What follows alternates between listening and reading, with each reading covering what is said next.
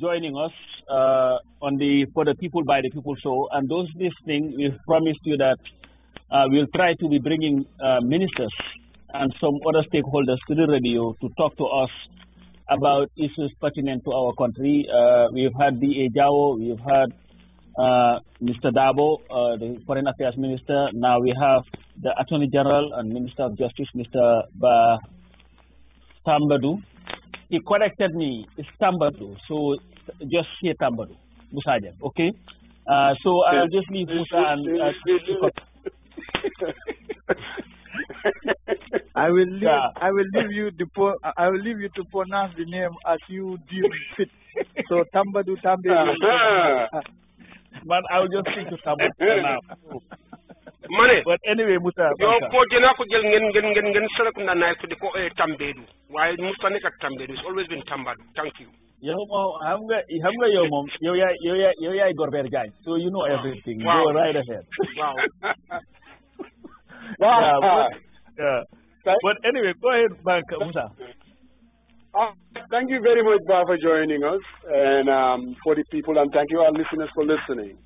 Like we always try to do on this program is to ask the questions that people want us to ask, because ultimately that's what this change agenda bar has always been about.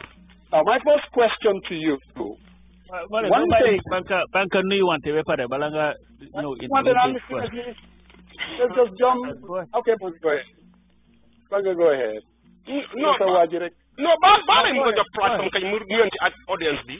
It's going to be more living. By the way, disclosure, Ba is a friend of mine. We are classmates from St. Augustine's High School. Just saying that. Yeah. So, Ba, go ahead. Why don't you go ahead and introduce yourself and tell the Gambian people what they are all listening. A lot of people are listening right now. Just introduce yourself. Who is Ba Tambedou?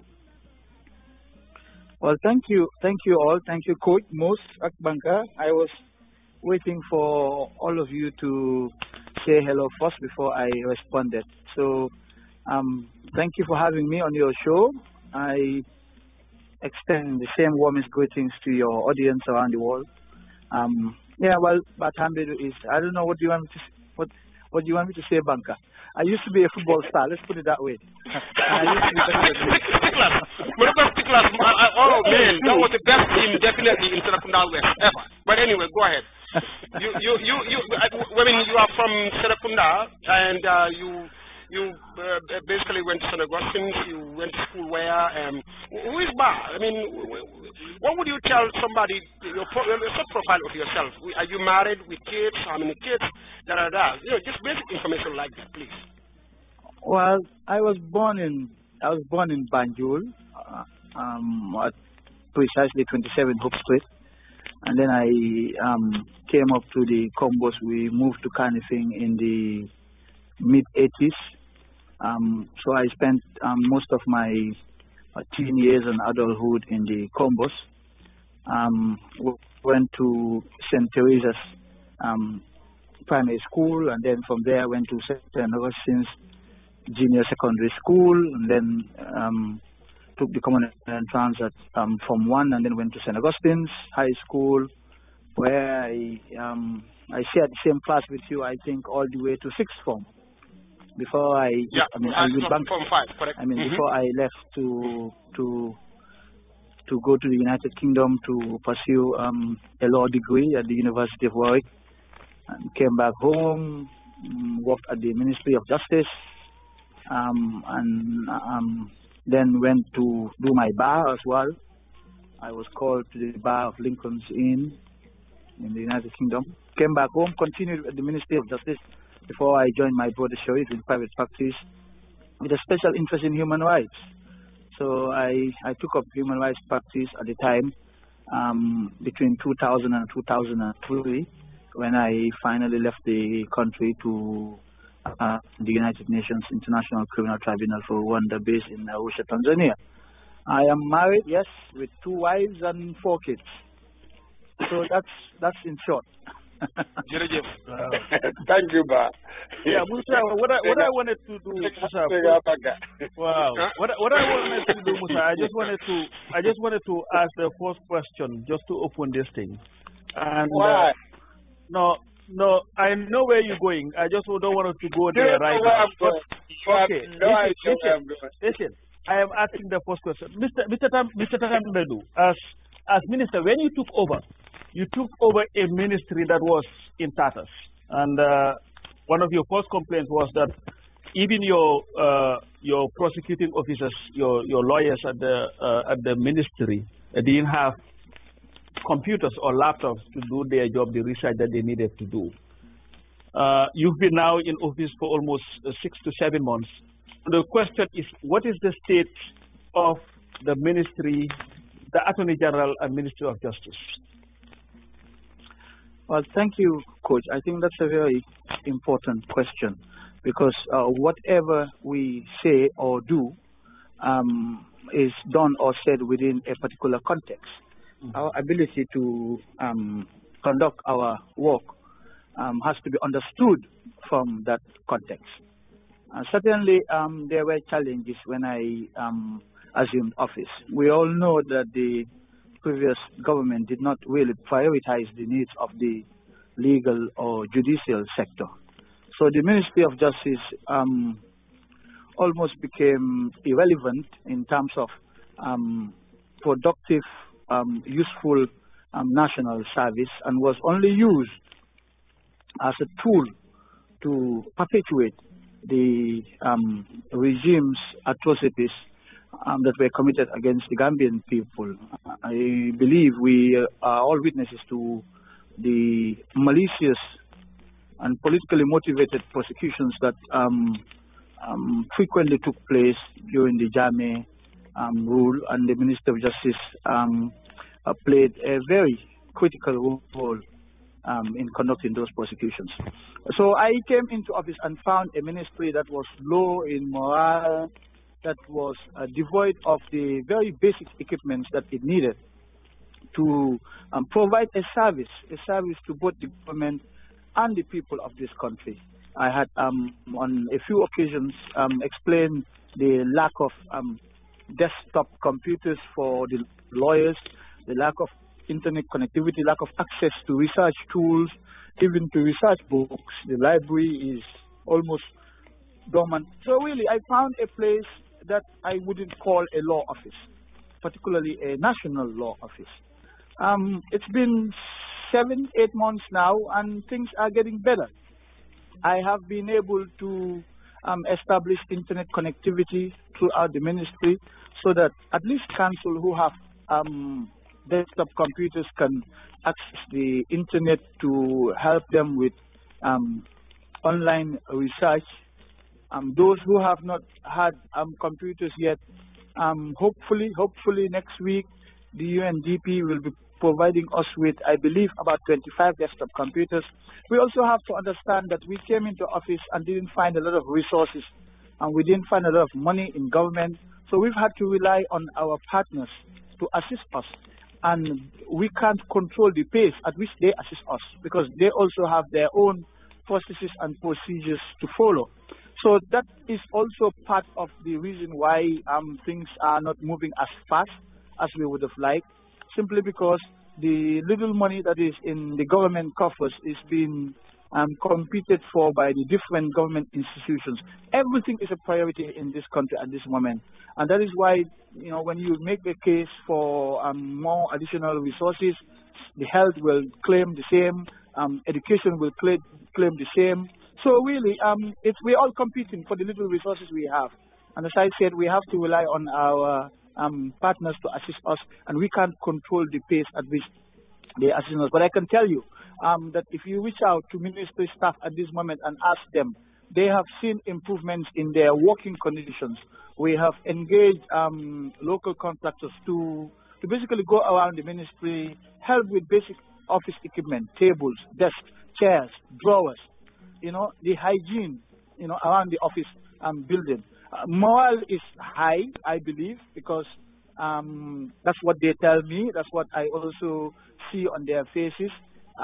So we will get there. We will get there one step at a time. Thank you. Now, Musa, you can come in. Thank you very much, Mr. Moderator. And again, thank you very much. This is more of a follow-up even to the question that Pasamba asked. We all understand the limited resources, and like you said, all the departments have their priorities. But my question to you, this 3-year transitional period that people voted for, there were 2 fundamental issues, and that is the constitutional reform and also the truth and reconciliation. Now, in terms of timeline and priorities, where are we on those 2 fundamental issues, Mr. Tambedou? I will start with the first one you mentioned, the constitutional reform. Now, certainly, I think we are all agreed that we need to review the 1997 Constitution because, again, as I mentioned on previous occasions, we are all aware that it has been abused.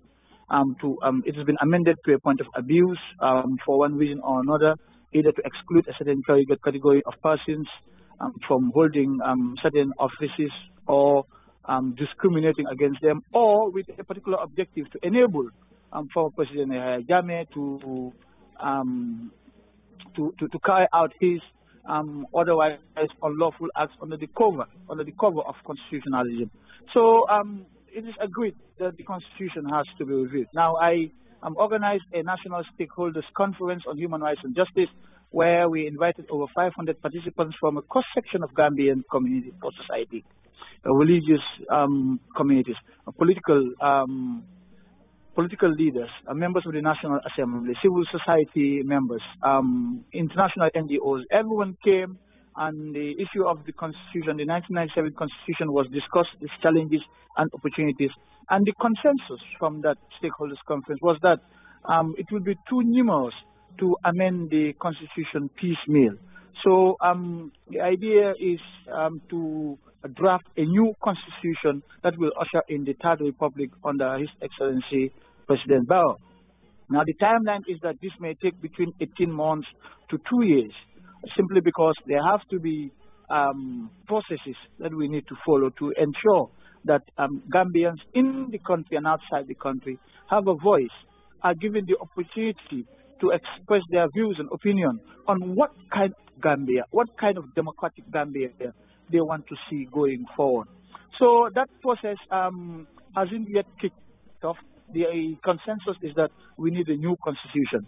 I am in talks with the Office of the Chief Justice to basically kickstart this. We have already had a concept note finalized. We have had the draft terms of reference almost finalized. So what we need now is next steps. How to go about creating this Constitutional Review Commission. We're exploring different options on how to do that based on international best practices. But hopefully by the end of this year, the Constitutional Review Commission will have kicked in and start their work. Now, on the Truth and Reconciliation Commission, you must be aware that very recently, I think it was last week on Thursday, 24th of August, that we concluded the final phase of the nationwide tour around the country. We went from North Bank region to Kerwan, the North Bank region, to Janjambue, to Basse, to Mansakonko, Biam, Gunjur, Kama, Serkunda East, Serkunda West, Bakau, and Banjul. We wanted to seek the views of the generality of Gambians on first whether or not they think the Truth and Reconciliation Commission is useful for this country, and secondly, how they envisage this commission to be established, its membership, the purpose, and what they seek to gain from such a commission. And I have to say that it has been an overwhelmingly universal acceptance of the process. The people came out and really supported the process because we did explain to people that our ultimate objective, insofar as this transitional justice project is concerned, is to prevent the Gambia from going through the kind of governance environment we just emerged from. We do not want a repeat of the occurrences of these violations and abuses that have occurred under the Jammeh government. So the idea really is to ensure that we build the solid foundations, both constitutional and institutional and administrative as well, to ensure that these institutions are put in place as effective mechanisms to prevent recurrence. The Truth, Reconciliation and Reparations Commission will provide a lot of guidance going forward in terms of establishing these institutions to prevent occurrence. But at the same time, in that process as well, we want to establish the truth. We want to establish the truth over these abuses. We want to know who did what, why, where, when, who gave them the orders. We want to identify the perpetrators. Let's remember, it's 22 years from 22nd July 1994. It's not about the most recent only.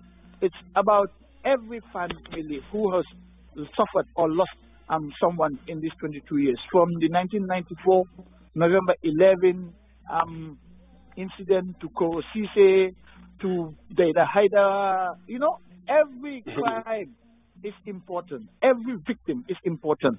Every family deserves to know why. So the Truth and Reconciliation process will also help us in that. So we've now concluded the consultations. The next phase is to study the views that we have received from throughout the country, but also we had solicited the advice and input of international NGOs who have acquired a lot of experience in establishing Truth and Reconciliation Commissions. We don't want expectations to be too high. We don't want to be idealistic. We also want to be realistic. We want to be realistic about what we can achieve. We want to be realistic about reparations. We want to be realistic about the whole process so that we do not promise golden castles and only to deliver, my kind of house here in Banjul. So that's the point. And when we put all of these together, we would have designed a model that is fitting for the Gambia. So that's where we are at this point. Hopefully, in terms of timeline, we will be able to present the bill before the National Assembly in September, and then have the structures in place between September and December to start public hearings. That is the plan. I believe we are still on course, and hopefully we will achieve our objectives in terms of timeline. Thank you very much. Thank you. Banka. Thank you, guys. Thank you, Honorable Tambedou, for joining us. Really, we appreciate it. Thank you so much.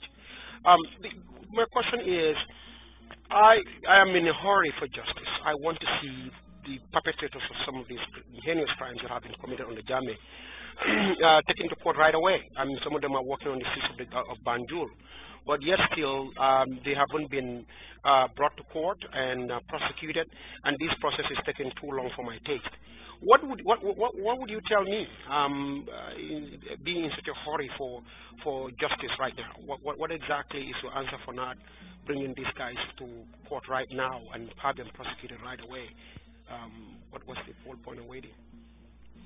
Yes, I am certainly aware that a certain section of the community would obviously be asking the same questions, and this is what I will say.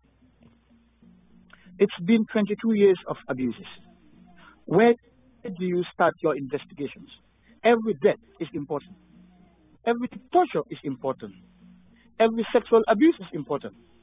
How to choose the cases that need to be investigated as a priority, given the capacity and financial constraints? We are in the process, let's not forget that we are in the process of reforming our security services to provide them with the requisite training, etc., so that they can also conduct proper investigations. And these are very complex and time-consuming investigations, requiring sometimes techniques that are not readily available in this country. We, for example, do not have the forensic capabilities to conduct investigations. We need to establish whether really there was a pattern to these abuses or crimes, and that means not conducting investigations in isolation. We want to establish a case theory that reflects an accurate narrative. We need to establish the widespread or systematic nature of the abuses, and that means putting all the pieces of the evidence together. All this takes time. But again, we do not have the money to engage in all the work we want to carry out instantly. as I said earlier on, we rely on the goodwill of our partners for support, and the support comes at their pace, not ours. For example, like I said, we submitted a request for computers to the UNDP as far back as in March 2017. We will hopefully be getting them only next week, hopefully next week, because that's how they work. They have their own internal processes and systems, which does take time, I admit, and I understand the frustrations. Now, my kind of work, law is not an exact science. It's not about 1 + 1 = 2. It's about taking the time necessary to ensure that the evidence that you need to secure a conviction is also available. Now, we are operating under a different judicial climate where we should expect our judiciary to assert their independence and to apply the law as they should. Now, the real injustice for me, really, is that if we rush to prosecute people without sufficient evidence, and then they are acquitted, now that will be the real injustice, not only for the victims, but also their families. So what I would again say is that let's exercise a bit more patience. We are aware of the need to ensure justice, but justice comes in different forms and shapes. And one way of securing justice is through the establishment of this Truth and Reconciliation Commission. There are victims or families out there who, if they know the truth, that alone is justice for them. So we are trying to balance a lot of interests here. And as far as I'm concerned, the priority really is to establish the truth. And the Truth, Reconciliation and Reparations Commission will allow us to establish the truth in a way that usual criminal proceedings will not. Because what you will have in a typical criminal proceeding is the accused coming and denying everything. And then the burden is shifted on the prosecution to prove not only the guilt of the accused, but to prove every element of the crime charged beyond a reasonable doubt. Now, that's a very high standard. And, you know, we've been battering and criticizing the administration of justice system in this country under Jammeh over the last 22 years. We can't then have this change and then turn around to rely on these very same structures to subject other people to the same system that we have been criticizing for 22 years without necessarily carrying out the adequate reforms that we need to carry out, not only to deal with the present cases, but going forward. I want to be comfortable if I am ever charged with a crime that I will get justice in our courts, in our criminal justice system. I want to be assured of that. So I actually have a personal stake in ensuring that the system works for the benefit of every Gambian.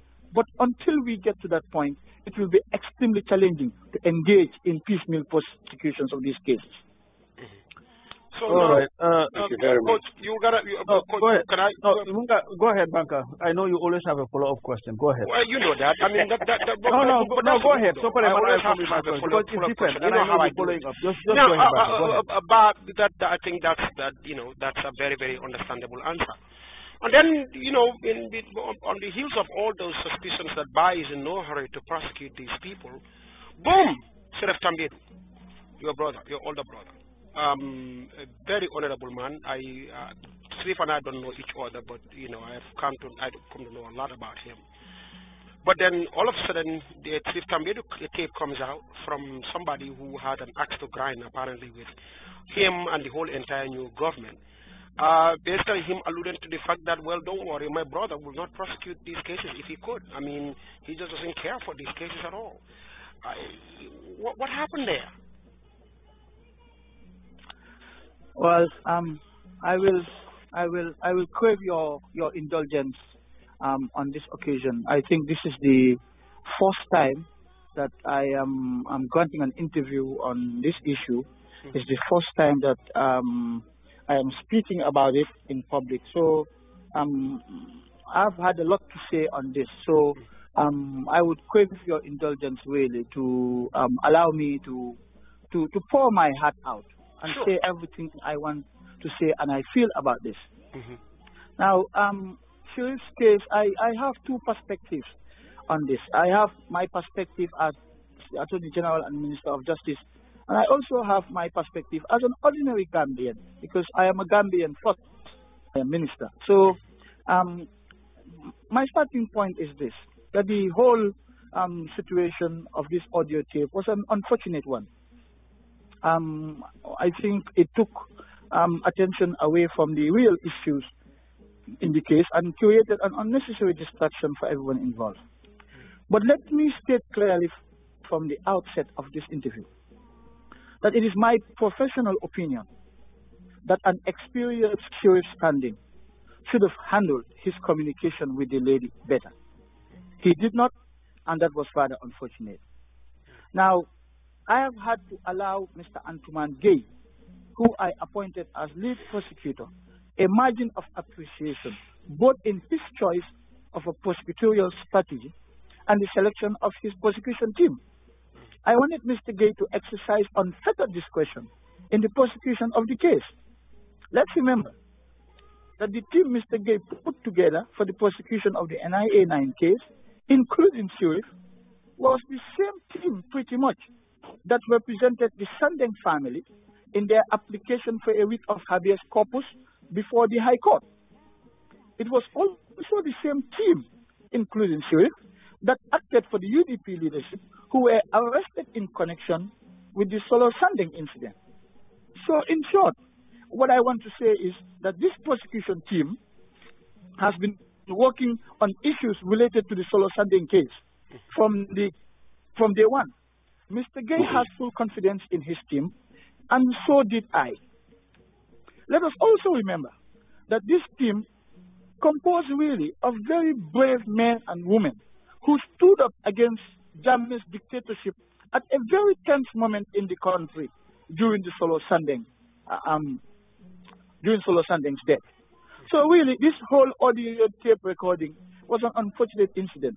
And as I said at the beginning, Sheriff could have handled his communication better during his meeting with the lady, but he did not. In the end, I welcomed his decision to withdraw from the case in order to allow the rest of the team to focus on the more important task of establishing responsibility for Solo's death. But I will be honest to state that I was extremely disappointed at the reaction from some quarters. Some people even went as far as making comparisons with the Sheriff Dibba situation, calling for my resignation and ignoring all the facts and distinctions between the two scenarios. First, my brother was not accused of committing any criminal offense. That's clear. Second, even if he was alleged to have committed a criminal offense, the alleged act or conduct had to be connected to me as well before I can also be dragged into the matter. On this occasion, neither of these two elements was present. But I was being asked to take responsibility for the actions of an independent, mature adult family member. Now, let's just think back. How many times have we all condemned such practices in the past? We have, on numerous occasions, condemned Jammeh for such abhorrent acts when he would arrest innocent family members and essentially holding them responsible for the alleged crimes of other family members. The latest one is the 30th December incident. How many family members did Jammeh arrest? Innocent family members, effectively holding them responsible for the acts of other family members. Now, imagine if we were to be held, all of us, individually responsible for the unfortunate acts of others in our families. Where would that leave our lives? So it felt, for me personally, it felt like I was being unfairly targeted for reasons best known to others. I respect people's views. We can differ in our opinions and views and perspectives on national issues, but we must always play it fair. I did nothing wrong to be asked to resign. Now, anyone who doubts my personal as well as professional commitment to do justice in the Solo Sandeng case need only to look at the facts, which speak for themselves. I was given the case file. After reviewing the case file, personally, I took the professional decision to appoint a very experienced criminal law attorney, perhaps one of the leading criminal law attorneys in this country. I am giving him all the support necessary to enable him conduct this prosecution. I have not done anything to frustrate the prosecution of this case. So I wonder why anyone would doubt my total commitment to the prosecution of this case. At a more personal level, I have had a long history of personal commitment to the cause of justice, both in this country and outside. I won't talk much about my work outside. That also speaks for itself. It's on the record, and you can Google it. But I had helped establish a number of local human rights organizations in this country, including, for example, the Coalition of Defense of Human Rights and the Coalition of Human Rights Defenders. These were done almost 2 decades ago. When I was called upon to come back home and serve as Attorney General, I did not hesitate to quit my job at the UN, despite my family and other commitments. So it was a bitter pill for me to swallow, knowing the extent of personal sacrifice I have had to make for country, to hear people call for my resignation. In the end, I decided to make a personal decision to offer my resignation to His Excellency Adam Barrow, the President. While, I recognize that it's impossible to please everyone in my work, which is without doubt, I have one of the most challenging tasks in this period of our transition. But at the same time, I felt sad that a section of our community wanted me out for reasons best known to them, as I said. I have no hidden agendas or political motives. I am an open book. And if that isn't enough for some people, well, then there must be other reasons for their reaction. Coming into this job, I felt that one of the top priorities really was to restore public confidence in our justice system. In fact, the first interview I gave after I was sworn in, I made it clear. That means that if there is any doubt regarding my ability to achieve that objective, then I would have failed in my mission, and there was no point in me staying on as Attorney General. So I had to let the President who appointed me to decide my fate either way, and I was comfortable doing so.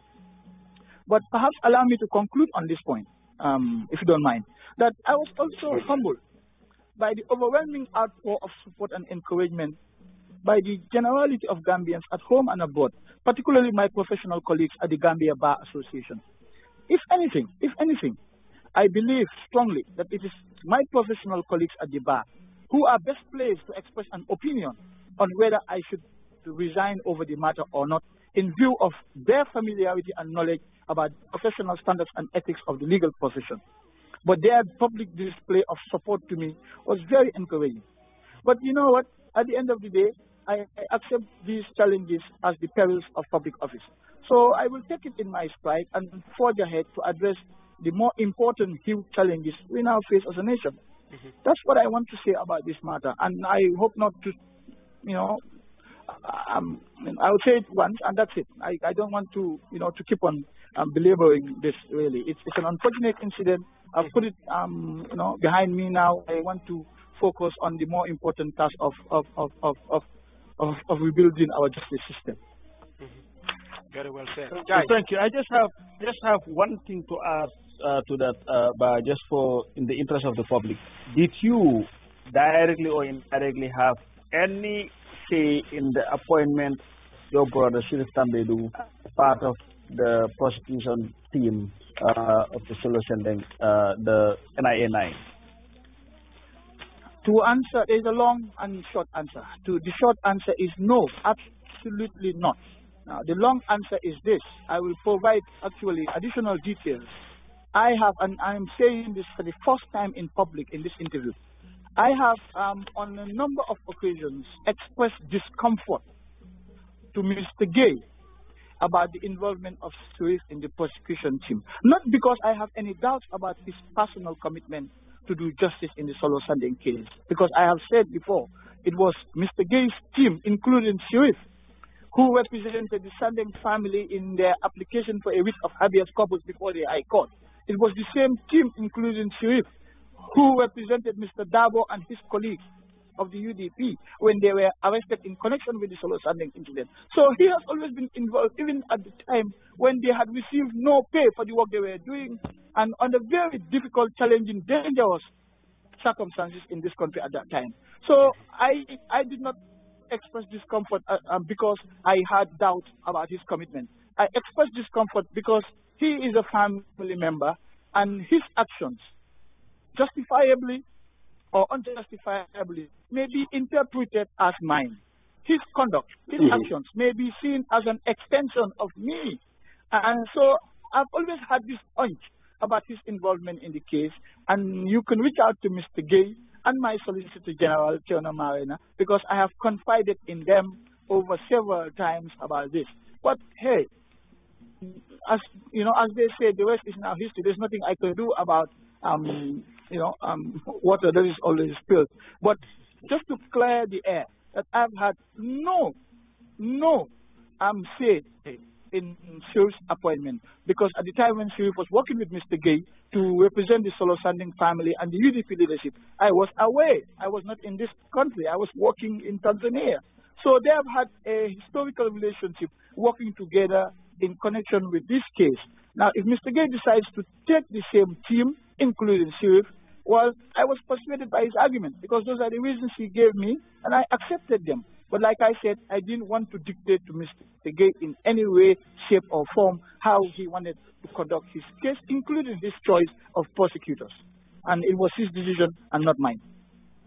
Thank you. Now, my question. It is a common saying that justice delayed is justice denied. In August, we are still in August, earlier this month, we have had an incident at the Carnifing Magistrates Court where some detainees were protesting that they've been in remand, some of them for more than a year, some of them for 6 months, some of them for 3 months, and they've never been accorded a trial. Sometimes they will bring them to trial, they will not see a judge and go back. And in the interest of what we're trying to build, the democracy that we're trying to build, the justice system that we're trying to build, do you think it is fair that these people are still remanded into custody, have not seen a judge? And if not, what remedies are in place that would quickly resolve these people's fate at the mile 2? Okay. The starting point is this. As far as I'm aware, and this is deliberate, because I did ensure that the prosecution's division at the Ministry of Justice provide me with detailed information about all detainees, either at remand or those convicted of crimes. And that information was provided to me because, if you recall, I did establish, when I assumed office, one of the first actions I did was to establish the Criminal Case and Detention Review Panel to review all cases of pre- and post-trial detention, including those of convicted persons. Now, that panel has completed their assignment. They have submitted their report to me, and you will recall that we have, I can't remember the figures now, but I think they had reviewed about 34 cases involving 80-something accused persons. I can't remember the exact figures now. And we entered null prosecution. We basically discontinued proceedings against them on the basis of insufficient evidence. Now, for those on remand, I am not aware of a case where a person in remanded custody has not yet been brought before court. That hasn't happened. I have made sure that since assuming office, every person who is in remand has been brought before a court of law. We found a situation here. We inherited a situation that was quite terrible and unfortunate. People being held in remand awaiting trial and who have never been made to appear before a judge. We made sure that happened. Now, that's the first step. The second step is to hold trials. But again, like I said, I mean, if we didn't have these challenges, then the Gambia wouldn't have had a problem. We've all been shouting there are problems here, and these are exactly the kind of problems that we have inherited. We're looking for ways to resolve this. We don't have adequate magistrates and judges. We don't have adequate prosecutors. We don't have adequate resources. My minister's staff, you know how long it took me to get a utility vehicle? Because the utility vehicle that I was given, I had to add to the carpool at the ministry to enable my staff to travel around the country and appear in court. We don't even sometimes struggle. Sometimes we even struggle to get fuel to travel around the country simply because the resources are not there. We've inherited a situation that will take time to be corrected. And these are all some of the challenges. The police prosecutors are helping. But let's remember again that these are the political institution that also was affected during the 22-year Gambia period. They also lack certain basic training, certain basic tools, equipment to also carry out their job. And that is why they are part and parcel of the security sector reform, simply because there is a need to change the outlook, the thinking, the orientation, the skills, to improve the skills that will be necessary to conduct these kinds of work at the lower court level. At the level of the ministry, we will soon be advertising positions to attract more Gambians to come to the ministry and help us cope with the workload we have. But that is not going to be easy.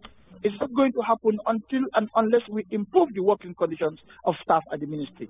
Simply because when staff at the ministry look at their colleagues in the private bar, they make far more money. They have better prospects in terms of their career and reputation. The ministry is just a transition point, as it has always been. People from university go through the justice ministry for 2-3 years to gain some experience and then move on to better things in life.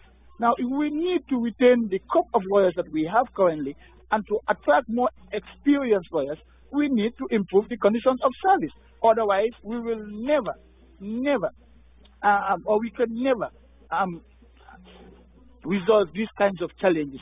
It will continue to happen even after this change, because the simple reality is we don't have adequate resources, financial or otherwise, to meet these challenges. That's the reality. Yeah, if I may just ask one more question, if you can just along the same lines, it's just a different set of detainees. But we all know that some military soldiers have been detained for various reasons, and some of them for months now. And whenever there is talk of Section 19 of the Constitution, which says that, you know, one must be taken to or charged within 72 hours of detention, they will tell you that the Armed Forces Act. But if you look at Section 88 of the Armed Forces Act, it's telling you that if is detained after 8 days without being taken to a court-martial, then a special report of the necessity for further delay will be made to the commanding officer also. I know you are the Attorney General and not necessarily in charge of the military, but again, at the end of the day, we're talking about the judiciary. What is the Barrow government doing to make sure that those who are charged with any crimes, irrespective of their position in the country, is at least accorded trial so as not to have people piled up in detention for unnecessarily too long? I agree with you, Coach, that every person in this country who is charged with a crime or is arrested upon suspicion of committing or about to commit or having committed a crime deserves equal protection of the law. That is a no-brainer. Now, the challenge really is this. Now, the Ministry of Justice cannot really act as proactively as well, act as the police of the police and the police of the army. Now, I'm sure you understand we have different roles. My ministry is not responsible for investigating crimes. We only come in when the matter goes to court and the file is sent to the ministry, to my desk, for an advice and decision. That's where we now step in and then assume our proper roles as the legal advisors of the government. Now, until that point, we can't really do much. It doesn't mean, however, that if information comes to our knowledge about the unlawful detention of people, that we can't raise it with the authorities. Now, of course, we have done so in the case of these military personnel. I think we reached out to the army to seek clarification about their detention. And what the army has said to us is that they're investigating this matter and that they will get back to us. Now, that hasn't happened yet. But like I said, we can't police the army or police the police. If the case had come to my ministry, then the decision exclusively rests on my ministry to determine it one way or the other. But unfortunately, it hasn't. And I don't want to start encroaching on other people's territory, so to speak. It's their responsibility to treat suspects in accordance with the law, based on the law that governs their institutions. Now, until the case file is brought to my ministry, otherwise, imagine, with my little, with my little staff and my huge capacity challenges and resource challenges, I start now to run after the different security agencies, asking about people who have been detained in custody. I mean, we won't. My team won't survive. I won't survive. That's the reality. But given that you are the legal advisor to the government, to the president, who happens to be also the Minister of Defense, do you think it will be okay to at least give that legal advice to the president so that he will be mindful of the laws? Because at the end of the day, the buck stops with him as the Minister of Defense, where these people, at least there will be a speedy investigation of this matter, and then they will be brought to trial, like they did the guy who was caught at the. Can you put your line on mute? That's what I was saying, Ba. Yes, no, I understand that. Put your line on mute, please. But what you also need to realize is that my advice has to be based on facts. Now, I don't have all the facts with me to give advice to the president. Like I said earlier on, the law is not an exact science. It's not 1 + 1 is 2. Now, of course, the tendency recently I have noticed is that people read a provision of the law and they give it their interpretations and then say that's the law. I mean, if it was that easy, people wouldn't go and study the law. You wouldn't have an appellate system where in some countries you have up to 7 or 9 judges sitting in their highest courts. It's not as straightforward as that. But one thing that has to be established first and foremost before a legal advice can be given is the facts. All the facts need to be present for me to be able to do so. And in these cases, I don't have all the facts simply because the matter has not been brought to my office yet. Bah. So, okay. Thank you very much. Thank you very much, Bah. Talking about having all the facts, I'm sure you have been following the current debate. Musa, can you hold on 1 second? Nyang, can you put your line on mute, please? Nyang, put your line on mute. You are bringing in a lot of noise. Maybe you have cars passing by and all that stuff. Okay. Yeah, just put it on mute, please. Musa, go ahead. Yeah. Talking about the current debate, there are something. The memorandum of understanding, the very agreement that supposedly even have given you your job. And we've heard 2 giants of the political arena, Mr. Dabo and Mr. Salah. Can you tell us, is there inconsistency between that agreement, the memorandum of understanding, and the constitution as you know it, Honorable Tambedou?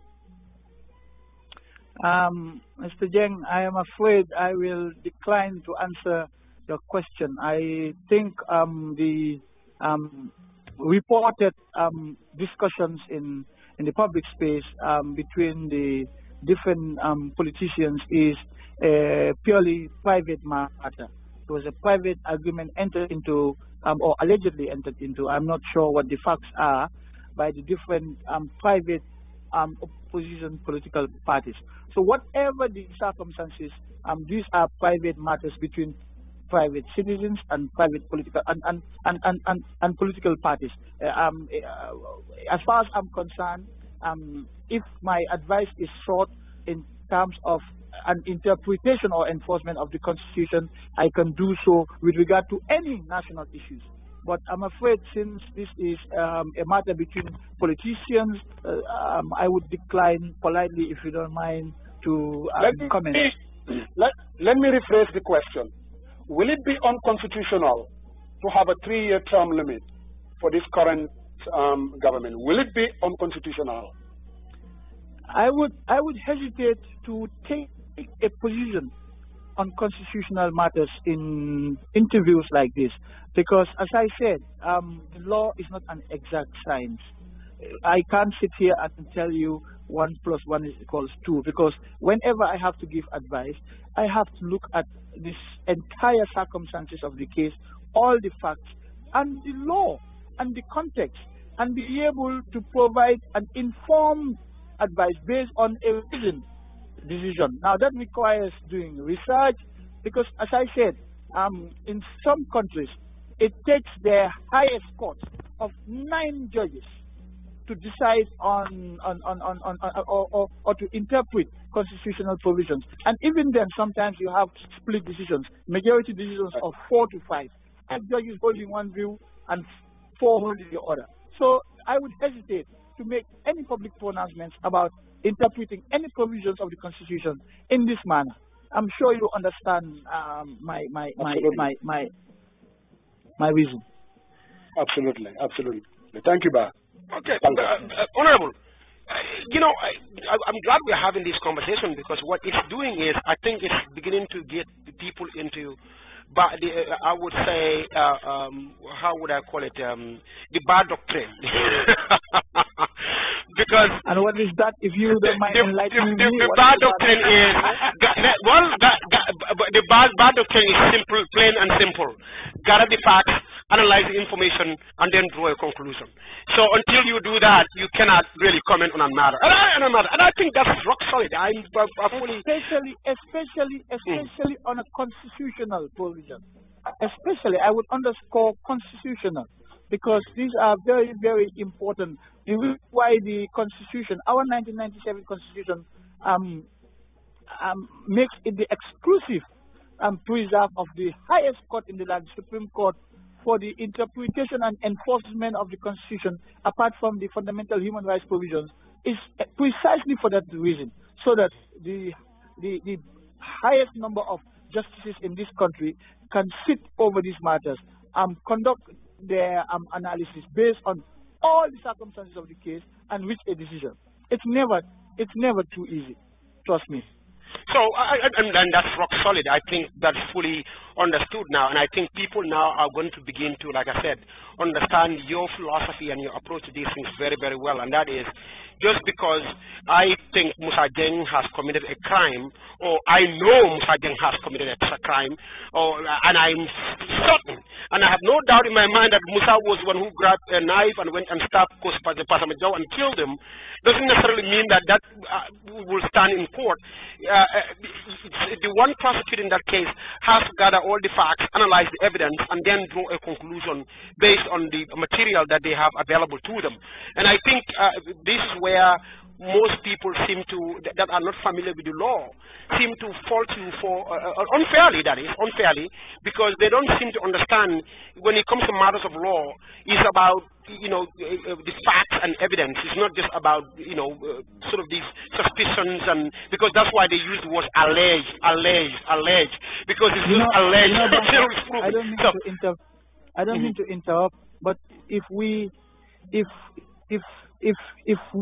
want to real change in this country, then we have to stop employing the Jammeh doctrine. I would now call it the Jammeh doctrine. That you suspect people, you bring evidence together flimsily, you go to court where the judiciary is afraid to rule against the state, and then they lock up innocent people. This change is not about locking up innocent people. And as far as I am concerned, no Gambian, no son or daughter of this country will be falsely imprisoned under my watch, as far as I am the Minister of Justice and Attorney General, because that would be unfair. It will be against the dictates of my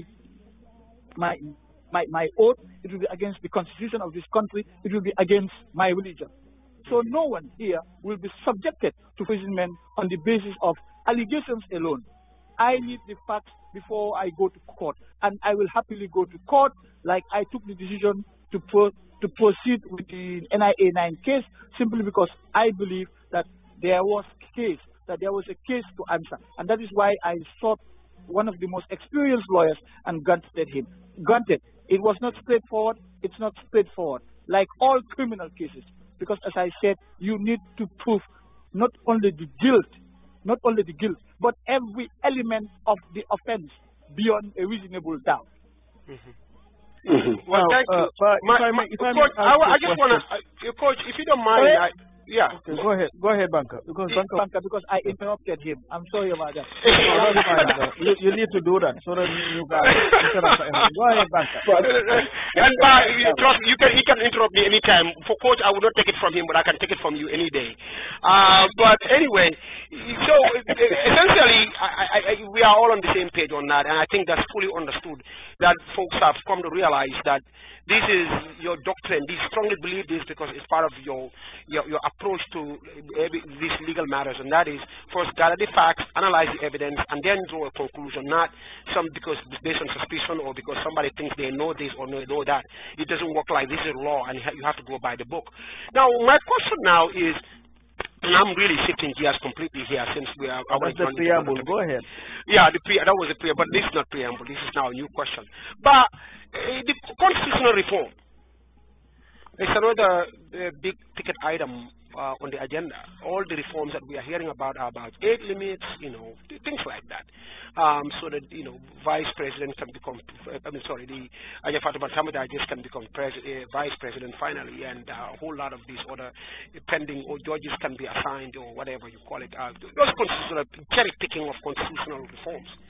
When are we truly going to have an overhaul of the constitution in that country? When is that process starting? Give us a timeline here. And a question has already been asked, Banka.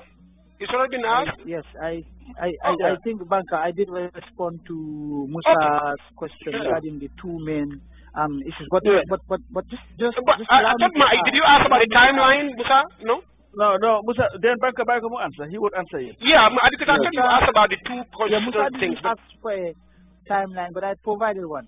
I said we expect the process to last between 18 months and 2 years, and we are hoping that by the end of the year, the Constitutional Review Commission. I'm sorry, my bad. Don't worry about it. Let's move on. That's fine. Yeah. But what I wanted to add as well is that while the objective is to draft a new constitution, meanwhile, if there is absolute need to amend a part of the constitution that will prevent us from implementing some of the reform projects that we have in mind, then on an exceptional basis, we will seek to amend the constitution. For example, I'll give you another one. We are in the process of preparing another amendment to the constitution, which would allow the chairpersons of councils, in view of this impending local government elections, which will allow chairpersons of councils to be directly elected by the people. Because as of now, what we have a two-tier system. One system allows mayors of municipalities to be directly elected by the people, but the other tier is that the chairmen of local councils in other areas are selected or elected from amongst the elected councillors. Now, the government has felt that provision disenfranchises the other people in the other areas outside the municipalities, and that we believe is wrong, that people should be treated equally, no matter where they are located or situated. So we will be, in view of the impending local government elections, we will be seeking another constitutional amendment to allow for the direct election of chairpersons of councils in other areas other than municipalities. So these kinds of piecemeal amendments, undesirable as they may be, are really necessary to allow us to implement some of the reform projects that we have in mind until such time that the new constitution comes into force. Because otherwise we'll be tying our hands and saying, well, we won't touch the constitution at all, and therefore we will be perpetuating some of the tailor-made provisions of the constitution that was intended to disenfranchise a section, a significant section of the population, for that matter. Okay, so the question that I have has to do with this constitutional review, because I know from what you said here and said before that we'll be writing a new constitution, and that would take, as you stated, consultation. My question is, there is a constituency that is not in the Gambia, and that is the diaspora here, people like Musajang and the others. Is it your plan or your government's plan to make sure that the diasporans would be consulted or would be part of this process in at least presenting their opinions and their voices as to what type of constitution the Gambia should have? In short, yes, it is our intention, certainly mine, and I strongly desire that the Constitutional Review Commission that will be established to consult the Gambian people will do so both in and outside the country. I believe, again, I would say at every opportunity that the Gambian diaspora has played an absolutely critical role in this change, and their voices also matter. They need to be heard. Their views need to be taken on board as we together, Gambians in and outside the country, forge ahead and build a democratic Gambia that we all want. Now, however, talking about the diaspora, I mean, I'm taking a swipe now here at you guys. You need also to put your houses in order because there's just too much partisanship, too much bickering, too many issues. Now, I adopted a policy at my ministry to involve as many members of the diaspora as possible in as many projects as possible. And the first decision I made in that regard was to reach out to Fatu, who I believe also played a very critical role in the fight against Jammeh. And what ended up happening? You have people, people divided on opinion about it's just unhealthy. So you, diaspora, need also to put your houses in order. I mean, we all want the same thing for our country. It doesn't matter which side of the political divide you are on. We all want a better Gambia because that's what we all fought for. So let's just let's keep cool heads. Let's think straight. Let's see Gambia first before anything else.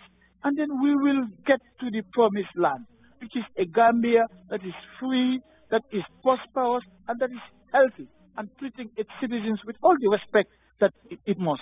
So, I would appeal to you, people in the diaspora as well, to just calm down.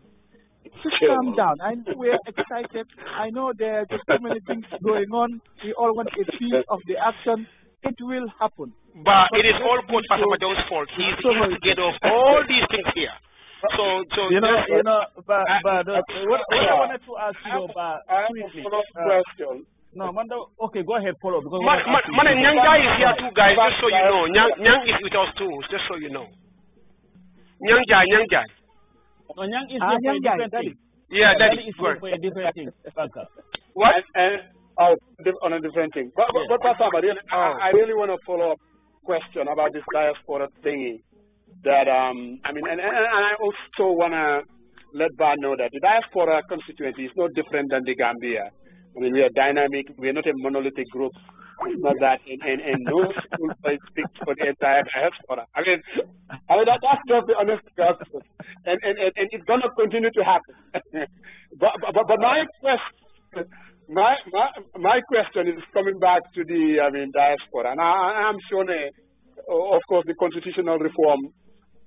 It's going to happen, but there is a feeling among the diaspora. You have just said that the very change, the democratic change that was brought about, the diaspora played a key role. We have demonstrated our loyalty to the country.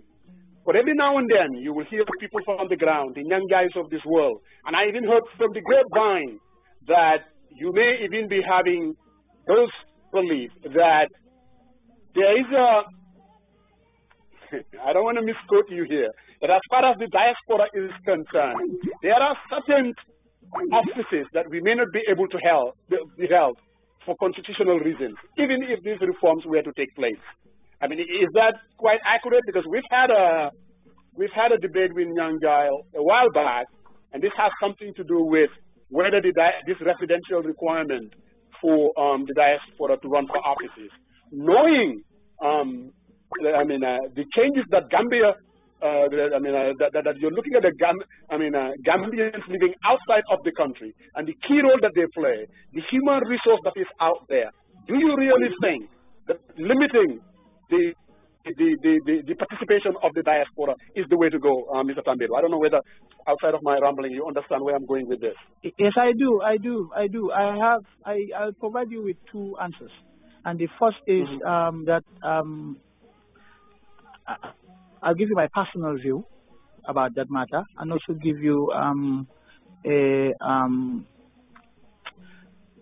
second response. But my personal view is this, that there are the residency requirement for people living outside the country, a residency requirement that is in this country, for people living outside the country to be eligible to contest for elections, personally speaking, is unnecessary and unduly restricts the ability of the Gambia to tap into the resources, the huge potential of Gambians living outside the country. We all know the reality that we have one of the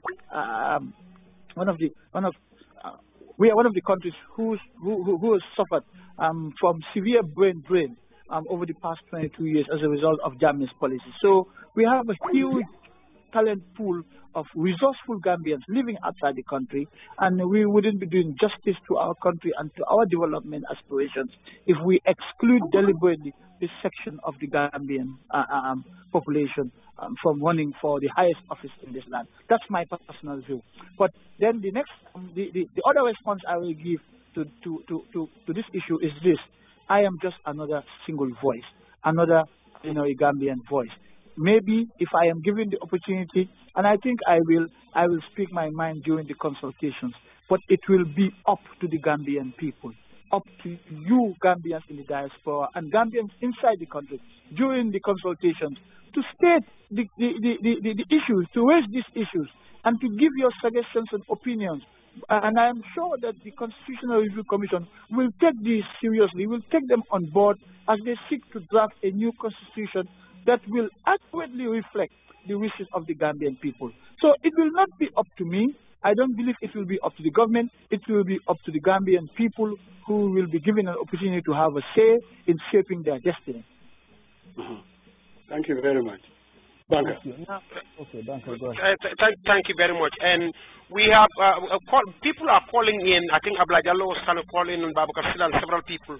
Guys, the rule was that we're going to restrict calls with these interviews now, and that's why I have not been picking up calls. And many other people have been calling. In addition to those two, those are the numbers I recognize. That's why I mentioned those names. But we've been having a lot of calls. So I guess after the interview, why are you depriving the people of opportunity? No, when we are done with the questions, then we will allow the calls in, then they can ask you directly if they want to a quick question.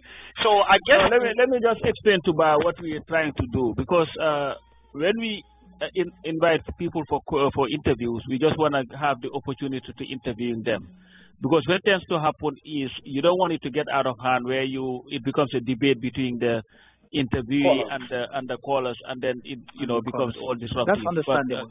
So that's why we are already three here trying to interview you, and it's a fight. So if you have, and we're asking their questions. We're asking their questions too. If you have questions, just text it to somebody and put it on the timeline, and we can ask it. That way, it will not be a back and forth, which tends to happen. No, that's fine. I was just teasing you guys about. No, it's all Mutajan side. Why I'm a dictator? I'm gonna guide you. But like, Baka, you were going to ask a question. Yeah, well, I just if somebody sent a message, I wanted to.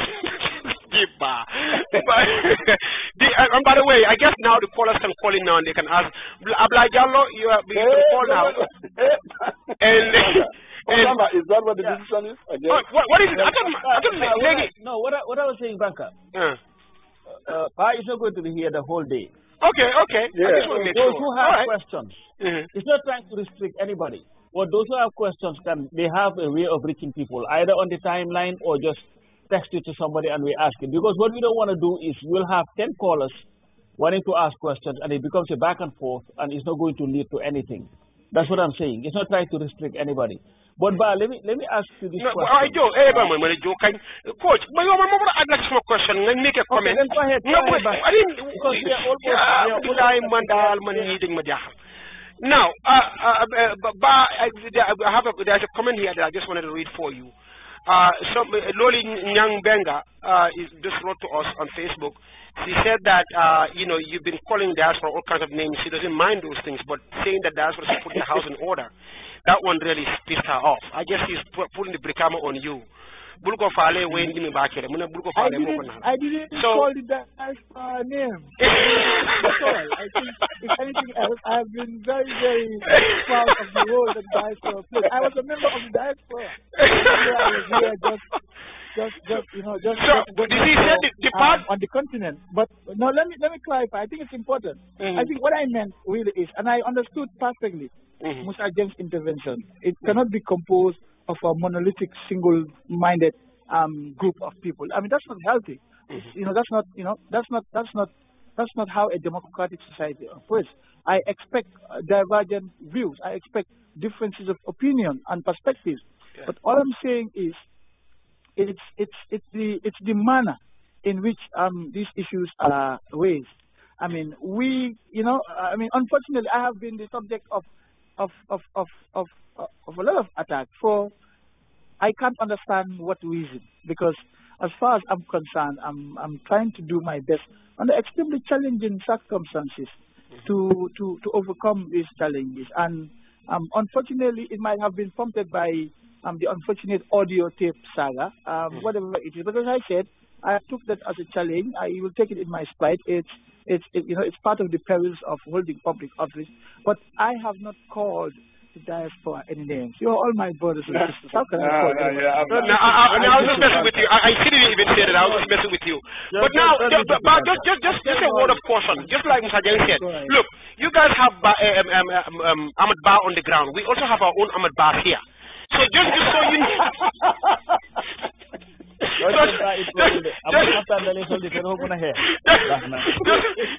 Just know that you have Ahmed Ba there, we have our own Ahmed Ba. So this is there is something to go around.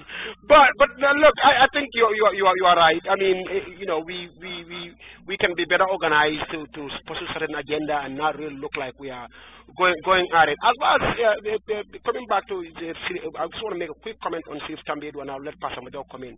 And I'm not asking you for your answer on this because we've gone past that issue. I don't expect any answer from you or any comment from you on this. But I just want to make a personal note, and that is that when I saw Tambedou's press release, I have to be honest, I was very moved by it, because in the press release I saw that. To me personally, I felt that here is a man of integrity, honesty, decency, and I think he's expressed that by way of his resignation, recusing himself, in using your legal terms, from the case to preserve the integrity of the process, and I think that speaks volumes. But beyond that, I think reading his press release, what I got from it was that here was a man who was totally misunderstood.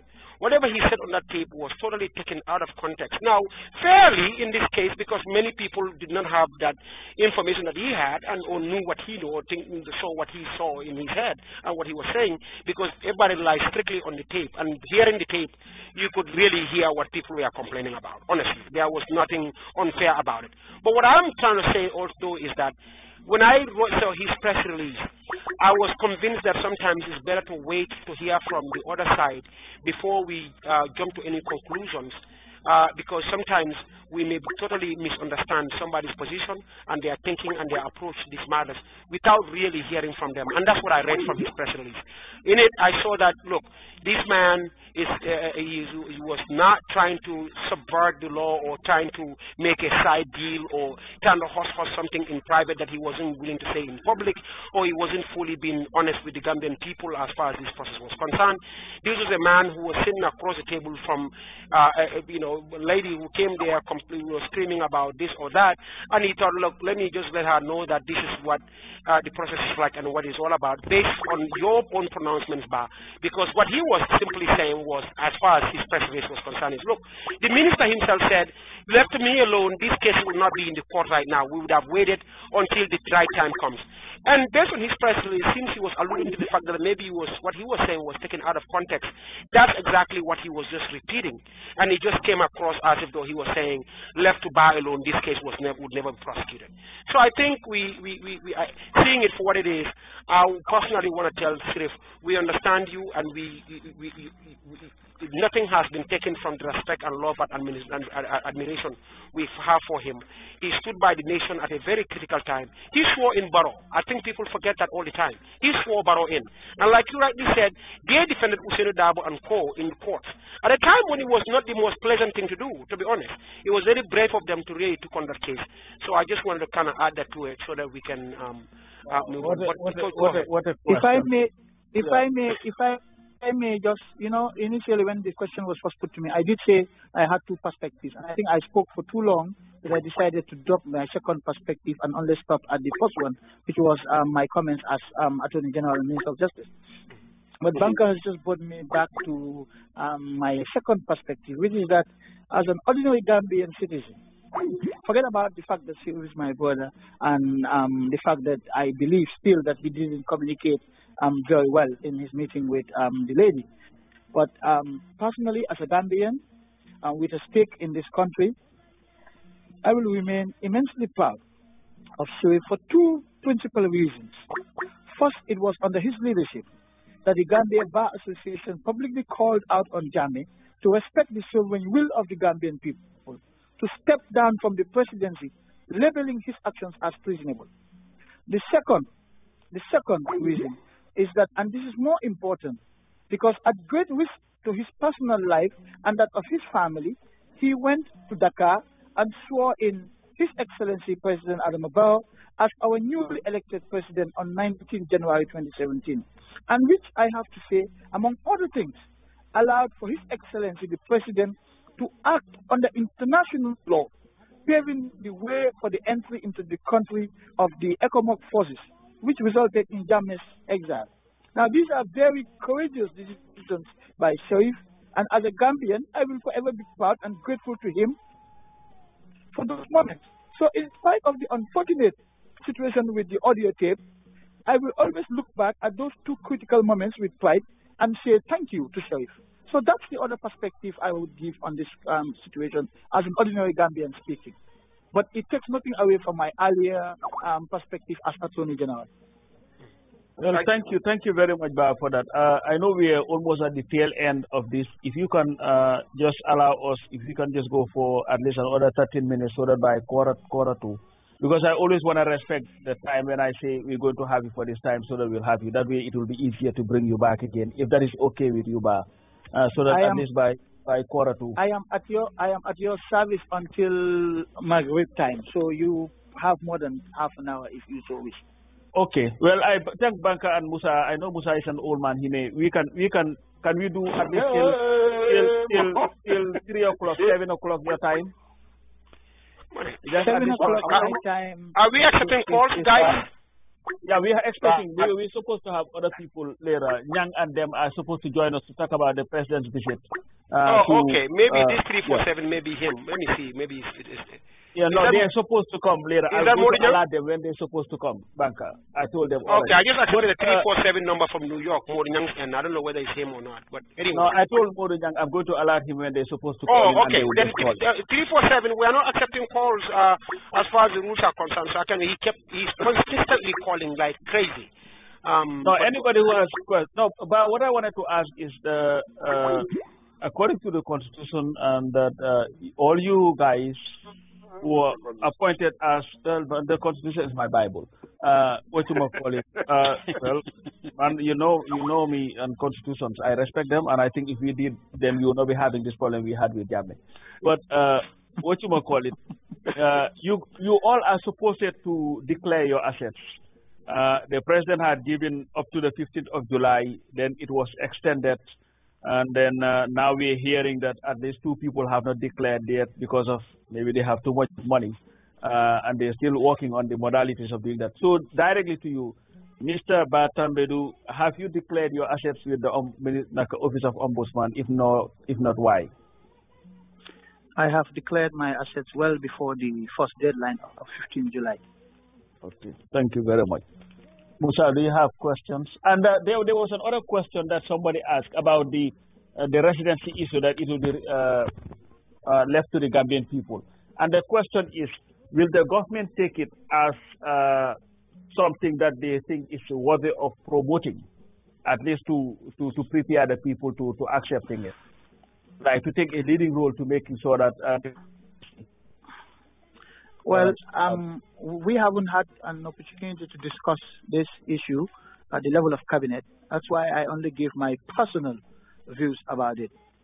So I can't tell you whether or not the government will support it as a cabinet, or whether the cabinet will support it as one cabinet. But what I can tell you is that if I believe, I have a strong faith in the desire of His Excellency the President to move this country forward in tandem with democratic principles, and I believe that he will respect the wishes of the Gambian people as expressed in the House, as expressed in whatever manner, including the national consultations that will take place for the drafting of a new constitution. But my question, based on some of your answers, I mean, I see that you're really working on your political jockeying. My question is if there is any running for office for Tambedou in the future? I am not a politician. I'm not a partisan politician. I am a political animal, of course, as we all know. I have my political thoughts and my leanings, but I am not a partisan politician. I don't have a political party. As at this moment, I don't have any political ambitions. I want to do a job. I want to leave a legacy that wherever I go, not only in Gambia but around the world, I will be looked at as someone who has contributed positively to the progress of this country. And then I'll move on to other things. Life is not just about government. I was in government before. I left. I came back. And I'm sure I will leave again someday soon. So you're saying no way, no how, not in the future, not to consider running for president of the Gambia? You did not say that. You said at the moment. I did not say that. I'm asking, let me ask my question. Why are you trying to pin him down? Why are you trying to pin him down on that though? What's your point? Go ahead. Sorry. Can I ask my question? I'm saying that most. And the reason why I'm not saying that, because I did not for a minute think while I was working for the UN in Tanzania that I would be the next Attorney General of this country immediately after the fall of Jammeh. In fact, I used to say that whoever was going to assume this office has so much on their plate that I feel sorry for them. Little did I know that God had already destined the function for me. So I cannot sit here and tell you what is going to happen 10, 20 years down the line. But as of now, I have no political ambitions whatsoever. Musa, no further questions. The man has answered your question. And by the way, why do you have your camera on anyway? Cameraman? Yes, you have the camera on. So I think I can know what he is doing with that thing. All I see is this big ugly head swinging back and forth, and I'm like, what's the policy? No, why anyway? Do you see these guys now? No, but look, we have these callers that are calling in consistently. I don't maybe Banker, what we can do the last 20 minutes, if it is okay with Bar, the last 20 minutes that we have, you can open it and they can, make statements. We drop them and then back and just take everything and just answer them to one by one. Okay. So caller 347 now. You're on call now. 646 on call now. To grab a pen and paper. Yes, so now grab a pen and paper, so that it will not be one-on-one, and people will just ask. Okay, so this 917 is coming in. Babgar Silla and Ablai Jallo, and so all of you guys that want to ask some questions now, you can call in 917. Yeah. And you have to be able to manage the calls because we have 20 minutes. So that what Ba would do, he would take everything. And then his closing, he will just answer them at once. And people also must understand, we are not trying to seize anybody from calling. But, you can understand, if you have 3 panelists trying to ask a question and add 50 more to it, it becomes very chaotic. Okay. So, you let us know when you are ready. We have the callers, Ablai is here already, and 917 is here already. Babgar Silla, if you want to call also and ask your question, and 646, several of them, quite a lot of them actually. By the way, which Ablai Jallo is this, of Bakau? Wow, exactly. Just Bobuno. I mean, how you know Bakau? They all have issues. He was on a senior one year or so. America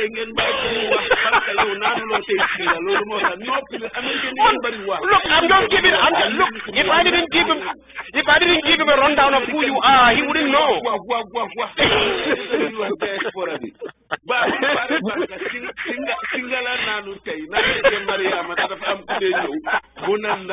You know.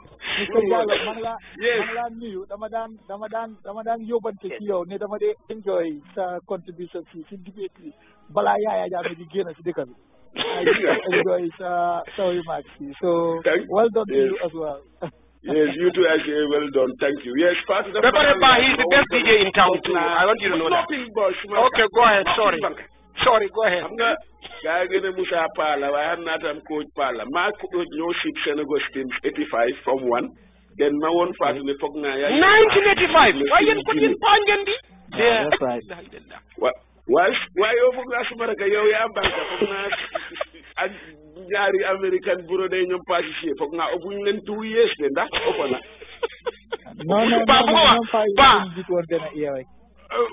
Exactly. So Lola Father, but then for nice and bad dialogue. Banka dal hame on nako sense, ku bari wala mu ngi xess break kay mu ngi soron duy rek mo am lu nek di lu rek di jëjë. Utena ko ñu dana isilal froya, ñu ko di ñu xam lan moy jox ñu rew. Waaw, yow mom nga nekkon football star no ko waxe. Dal goal. So we la ga jëtin dal, you know, because time yi bari so man ben ñaari question rek la amone, you know. Yes, go ahead. So man suma question bi tam nga ne gaay nga sonal ay law ay constitution. Man suma question bi dal dama bëgg nga answer ko personal as doomi Adama Cree as a Gambian. Be pare benen question la sé mëna tek moy ne lastly xawma da ya ngay bay xel o dégg nga ko o gis nga ko amna vidéo bu doon circuler ci aduna bi moy ne bir Gambia dafa am ndaw yi ci ben nit ñu assume ne sàcckat la simil ko ni ko yaayam jure takk ko bepare di ko mop def ko lu nekk so man question mo laaj as a human being Gambian as a Cree not law not constitution yow su nekk ne digg nga loolu o gis nga loolu as ba Tambedou ak si luñ jógee 22 years lan mooy sa opinion si loolu before we go to law boobu laa la bëgg a laajte tout comme cette situation su xewee ak ay foni o ay demonstration o ay feri bu am problème ak yépp ñun ñu nekk fi ci diaspora especially ñuy joytu ne dañ bëgg government bi seen a génn wax ak ñun yow as advice represent ci government bi sa territoire la ndax beneen autorité ko war a def ndax war nga advice président Barrow o government bi ci lii ne lu mel ni su xewee kenn na génn wax ndax IGP mooy génn in this case ndax ministre of interior ndax président Barrow because ñun luñ experience comme na koy si diaspora bi ak démocratie dëkk yuñ dëkk yi anything lu xew in this situation even fraud su amee to the local level na am kuy génn address the nation te catastrophe yi dañoo xew duñ dégg dara lu mel ni xew na ñun dégguñ dara la Sunday fii lañ ñëw si week bi kay sori nooy ñu dee dégg si réseau yi ñuy yuuxu di wax suñ métier comme niñ doon waxee Jammeh must go lii rek laa amoon pour laaj la bi ko ñoom moo ci nee na ñoom doy nañ laajte déedéet tëj na lii nii di doon ñëw sax si seen laajte bii nii te man definitely I was a shock as a Gambian and as a Muslim so loolu laa amoon daal man suma question so jërëjëf thank you man la Abdoulaye Diallo Bakaw Admiral Freedom yes baax na Diallo jërëjëf yes thank you Admiral we have Baboucarr Sylla also here moom tamit dafa bëgg a laajte question and then 917 and 347 but I think 917 got here first then Baboucarr Sylla then 347 917. Well, this is Pastor Kujabi. Actually, I wasn't meant for this panel discussion, so I'm just listening. But I have another one that's coming up. That's why I'm going to. Okay. So you can put your line on mute then and then listen in.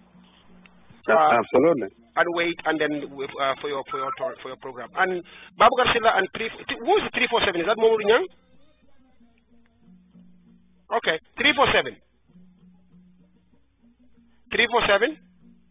Okay. Babuka. Hey, thank you, man. Yeah. Hello, Frank, are you there? Yeah, we're here. We can hear you. Hey, thank you. Bar, I want to say thank you. Congratulations for doing what you're doing for the nation. I have a question. I mean, a couple of questions. Actually, I missed the first part of the interview. Watching my beloved Arsenal being trounced today. Sadly, yeah. And thank you, Coach, for rubbing it in. But my question to this: recently, the NSC, National Security Council, was put together, and we saw the name of Alassane Tangara, I believe. And luckily, when we look in the Constitution, I mean, the people or the positions that are supposed to be included in the council, I don't think Alassane Tangara fit any of those positions. Question to Ba is, was he consulted when this was put together? I mean, did they check this against the Constitution? Did they refer to that part of the Constitution before they put this together? Second question, and I'll hang up. I'll hang up and listen. Is the ongoing Zanek Commission? Is it that the subpoenaed witnesses, can they be held liable not only for compensatory but punitive damages to the state? And thank you, and I'll hang up and listen. Thank you. Before you hang up, is this? I suspect I think I recognize the voice. This must be my brother. Yeah, I'm your brother, of course. In Atlanta. Yes. Yes. Okay. The best defender in Gambia's history. Yes, you know, I was boasting about my football skills. I think he was the first Holy football star.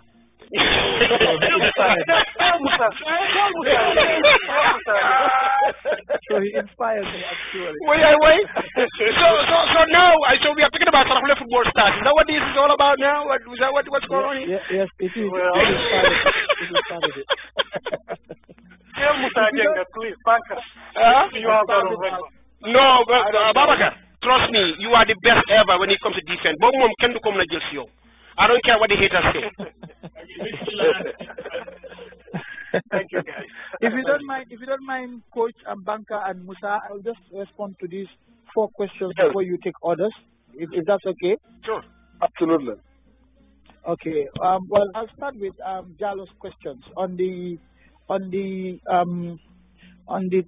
video about the reported video about the thief or the alleged thief who was caught and was subjected to treatment that I believe is condemnable in every sense. I have seen reports of it, and I condemn it outright. Absolutely condemn it in the strongest terms. I think it violates the person's basic human rights. It violates our own moral compass of decency and respect in our societies. It actually dehumanizes the person, but also it dehumanizes the people doing this, because they are treating their fellow human being in this abhorrent manner. I believe that if a person is suspected of committing an offense or having committed a crime such as theft, he should be reported to the police and be treated in accordance with law. Based on the reports that I have had, what took place is mob justice, and I would encourage the police to investigate this matter so that appropriate action will be taken to prevent a recurrence. Because you see, the whole objective of ensuring and setting standards for respect for human rights is not that you can eliminate it. You can't eliminate abuses. But what we want first is to make an exception rather than the norm, as you had under Jammeh's rule. And even when the exceptions occur, that there is a remedy. Because you can't really have a perfect society. It doesn't happen anywhere in this world, even in more advanced democracies. So really, the idea here is to ensure that the the exceptions, even when they occur, that there is an effective remedy so that it will not be repeated. In this particular case, these are private individuals. I understand they are not agents of the state who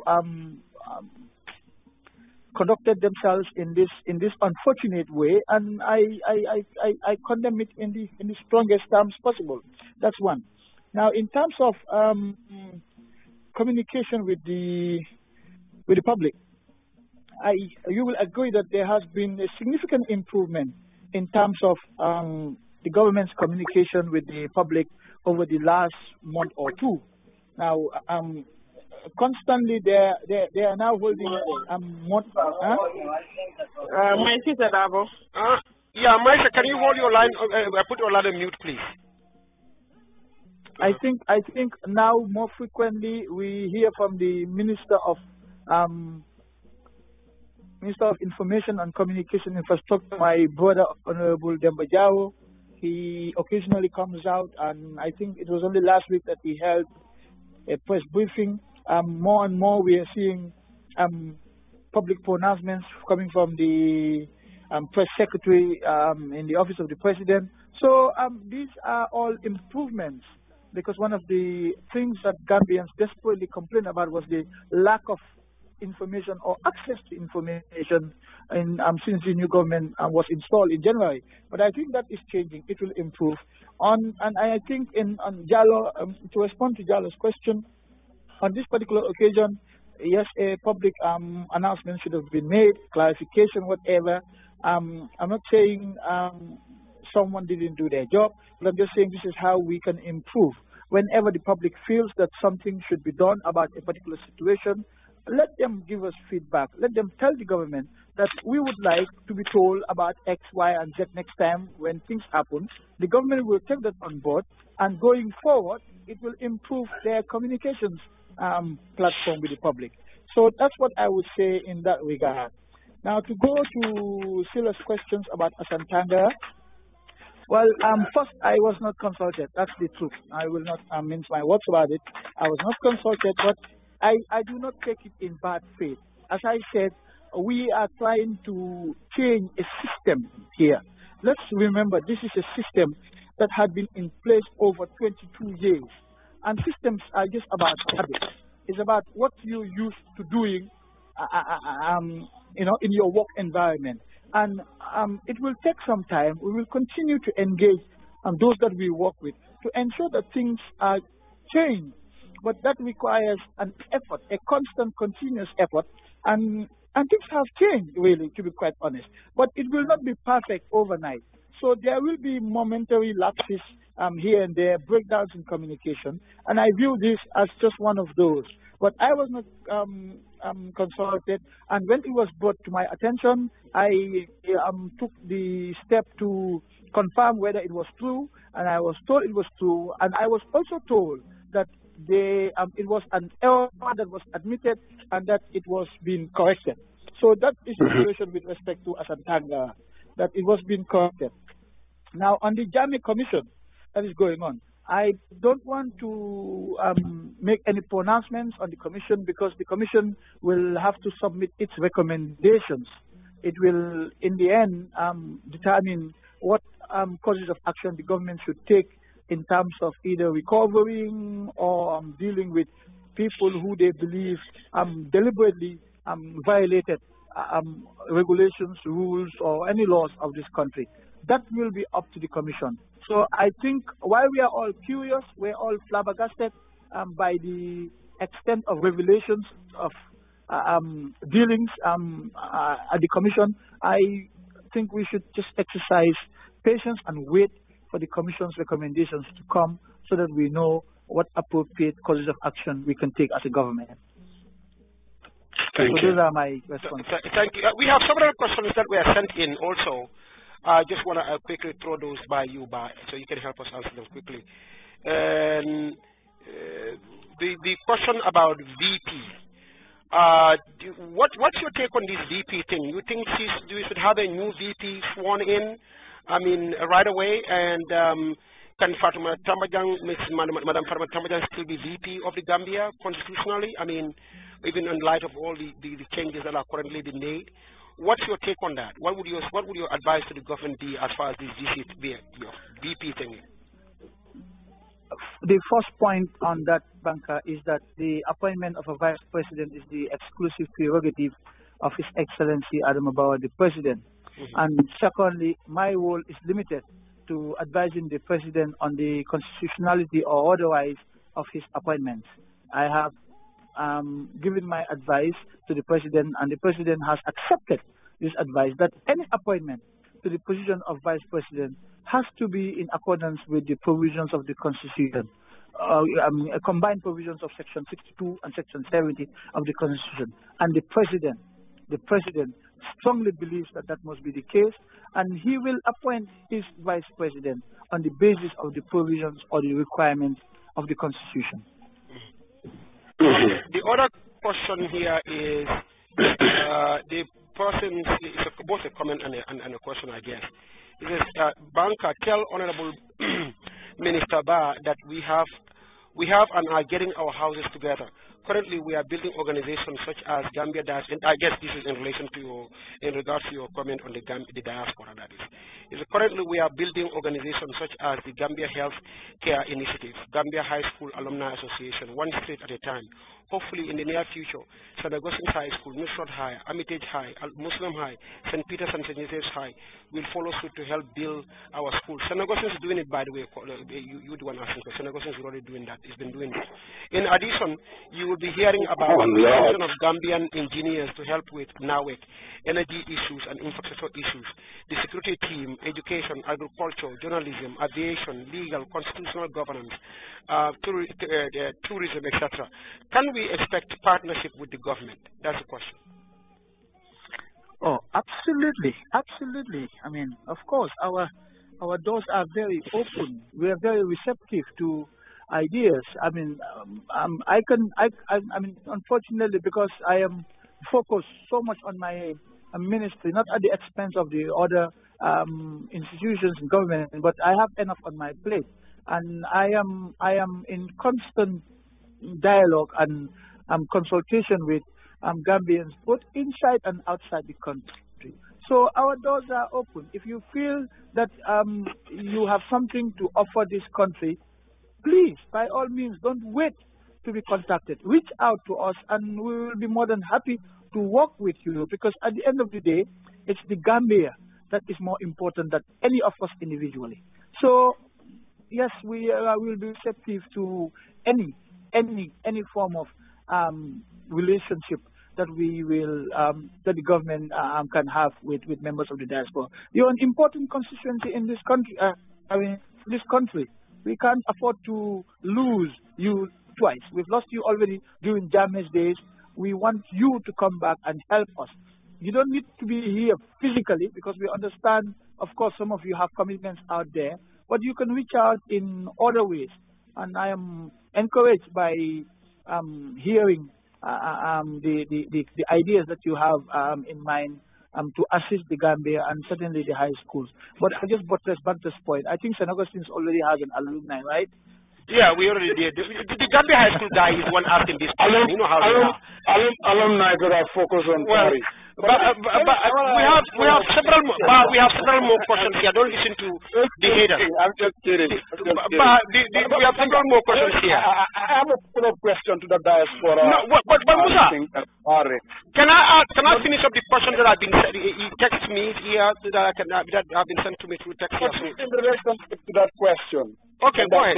And right, in relation to that, just before you, you talked about that, okay, your doors are open, that the diaspora, they can come, they're part of the government. But then again, the government itself, do you have a specific policy? Because you know exactly what you need. I mean, in terms of human resource, do you have a specific plan to reach out to the diaspora? Instead of saying, just come, you're Gambians too. Do you have a specific plan to come out here and say, we need doctors, we're going to go to the diaspora and get the doctors, or the engineers, or even right now, within your, the judiciary itself, do you have plans of that sort, instead of waiting? I can speak for myself. I have plans to organize towards the end of the year, in December, a conference of Gambian diaspora lawyers. Now, I hope that they will respond to this call to come home, and basically it will provide us with an opportunity to brainstorm over the different talents and skills that Gambian lawyers working outside the country can bring to improving our legal and judicial sector. So I have plans to organize this conference, and I'm hoping that members of the legal fraternity in the diaspora will answer to this call so that we can brainstorm and map out a roadmap for the judicial sector in the country. Now, in terms of a broader government policy, no, I'm not yet aware of that, but let's not rule it out. As I said, that's the whole point. If there are ideas out there that are good, that will help us improve on our governance, well, we are by all means happy. We'll by all means happy to take those ideas on board. And what you've just said now, Musa, is I think very, very important. I think I will take this idea forward with my colleagues and see if we can design a plan. But having said that, I just want you to understand again the context in which we are operating. I believe that every ministry is overwhelmed with the challenges in their areas. As I said earlier on, every state institution is broken. Let's not forget that the human resources that left this country is huge, is immense, and they have certainly left a huge gap, a huge capacity gap in this country. And we are having to navigate our way within the existing structures to carry out the reforms that we want to. It will take us longer than we would have liked had we had the pool of talent that has left this country readily available. Unfortunately, the reality is we don't. So we will have to make do with what we have here. I'm not saying as well that everything we have here is bad. I'm just saying the talent that has left this country has left a gap, and no one can argue with that.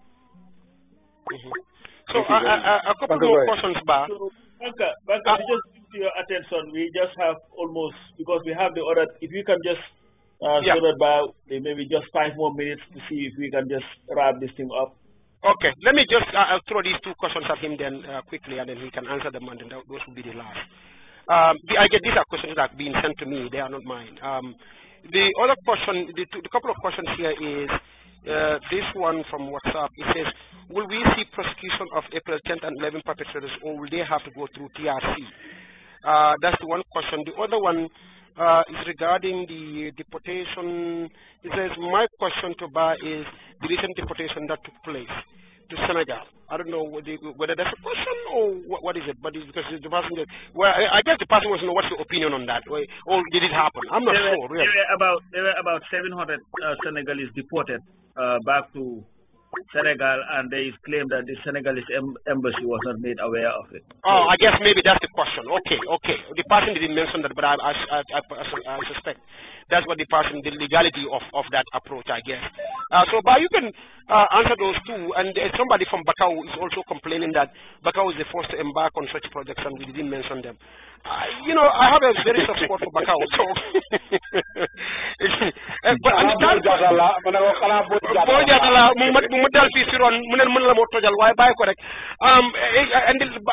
one more question from our own Chongan.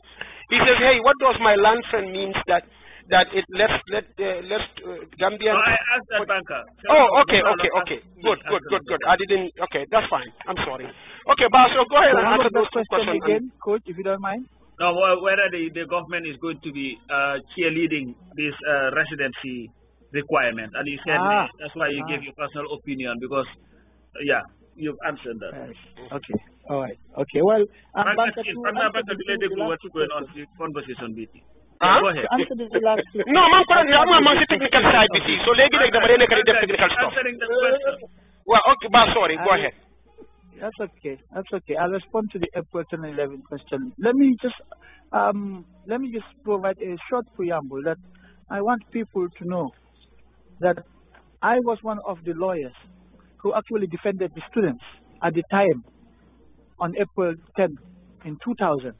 I, together with my colleagues, Emmanuel Diouf, under the leadership of lawyer Usman Silla. In fact, I was the one who brought together that group of lawyers to defend the students at the time.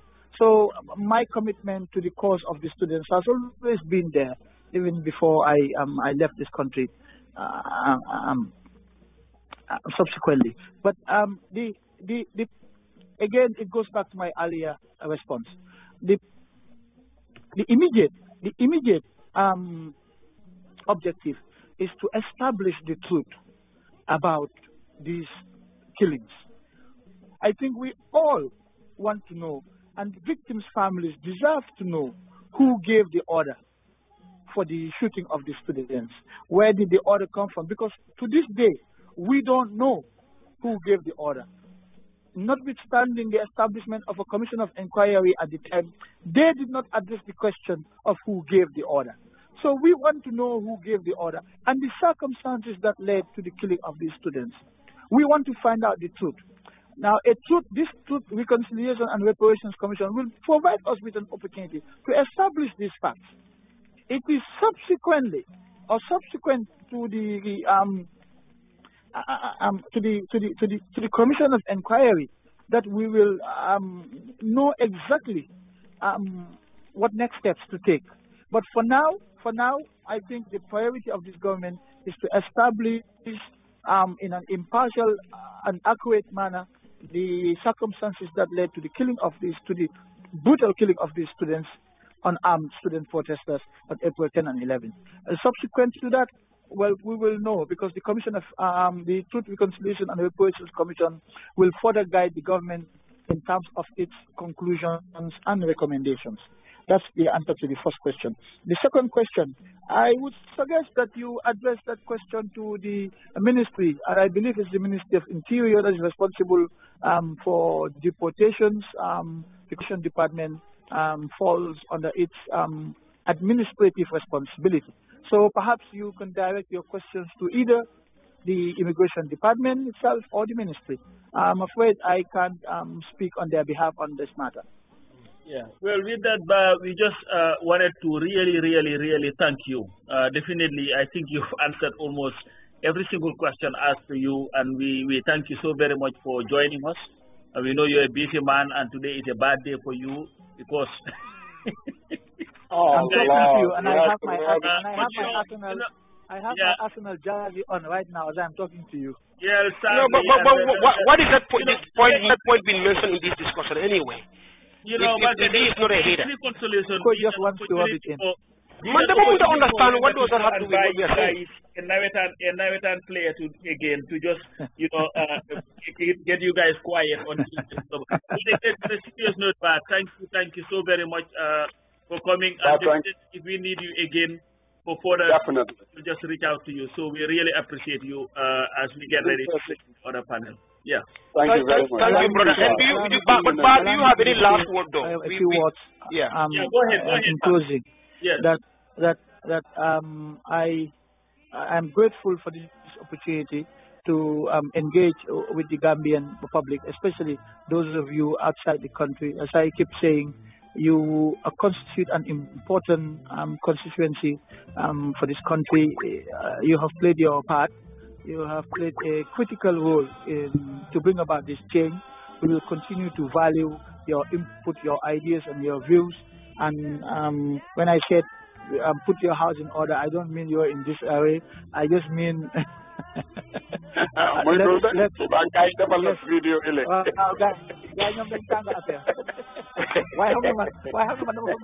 so it's okay. But like we said, I am entitled to my views. I will say them in a civil way, and I expect that whoever is going to respond will respond in a civil way. Do not. Absolutely. So, absolutely. Yes, I thank you. My ministry's doors are open as usual. If you want any clarifications on any of the issues discussed here after this interview, or you want additional information on any other matter, please do not hesitate. We are all readily accessible. So thank you very much again. Thank you so very much. Thank you, brother. Appreciate you. Thank you, sir. Thank you. Thank you. Okay. You and your family, please. So Banka, do you want to stop that recording so that, you know?